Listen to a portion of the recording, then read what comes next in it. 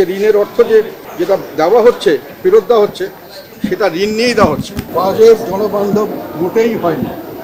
জনগণের উপর চাপ তো আসছেই। আমি বলছি ট্যাক্স যেখানেই যত রেয়াত দেয় সর্বস্বভাবে আয় তারা বেশি করবার জন্য টার্গেট নিয়েছেন এবং বেশিরভাগটা আয় করবেন ওরা পরোক্ষ করের মাধ্যমে, যার ফলে সাধারণ জনগণের উপরে করের বোঝা বাড়বে।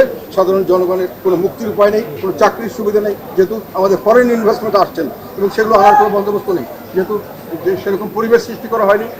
আমরা বিদেশিরা এখানে এসে টাকা ইনকাম করে দেশে নিয়ে যেতে পারে না, তো বিদেশে কে আসবে?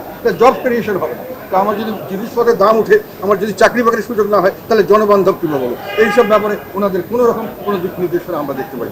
যা আয় করছে রাজস্ব বা অন্যান্য খাত থেকে দেশের, তার চেয়ে ব্যয় হচ্ছে বেশি এবং এটাকে আবার মিটান হচ্ছে আমার সম্পূর্ণ ঋণ দিয়ে, দেশি ঋণ এবং বিদেশি ঋণ।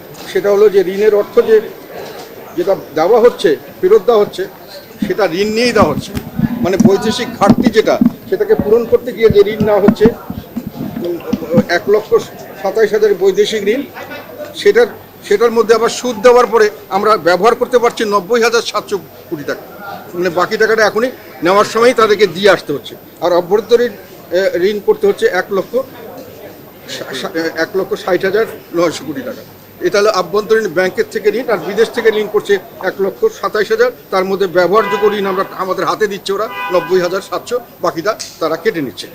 আমরা যে রাজস্ব আয়টা দেখানো হয়েছে 5,45,400 কোটি টাকা, তার মধ্যে আমরা ধরে নিই যেটা সাধারণ জনগণের সঙ্গে ধাক্কা খায় সেটা হলো কর প্রস্তাব যেটা করা হয়েছে, মানে জাতীয় রাজস্ব বোর্ডের নিয়ন্ত্রিত করসমূহ। সেখানে মজার ব্যাপার আমরা যেটা দেখলাম সেটা হলো প্রত্যক্ষ কর এবং পরোক্ষ কর। প্রত্যক্ষ কর যেগুলো সরাসরি সকল জনগণের উপর, একটা ফকির থেকে শুরু করে রিক্সাওয়ালা থেকে শ্রমিক মজুর সবার উপর যেটা এফেক্টেড হয়, সেইগুলো প্রত্যক্ষ কর।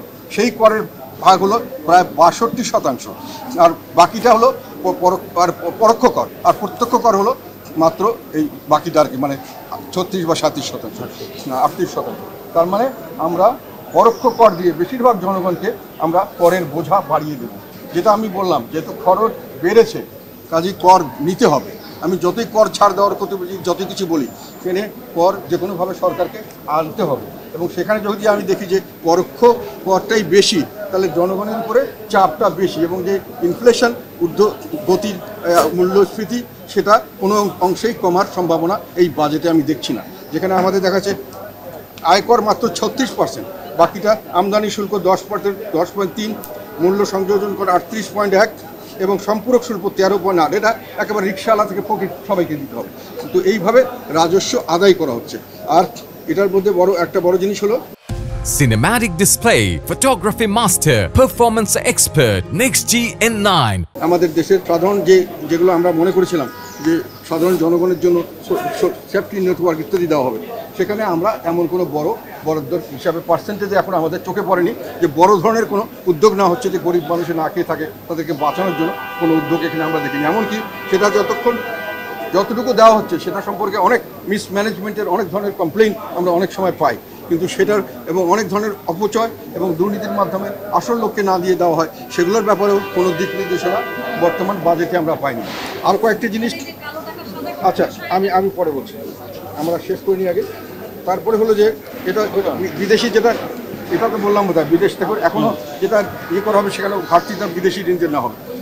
আর কয়েকটি বিষয় আমাদেরকে অত্যন্ত, ওনারা যেটাকে অর্জন বলছেন, ওটার জন্য গর্ব অনুভব করছেন, সেগুলো লজ্জার জিনিস এবং সেটা দুর্নীতির জিনিস।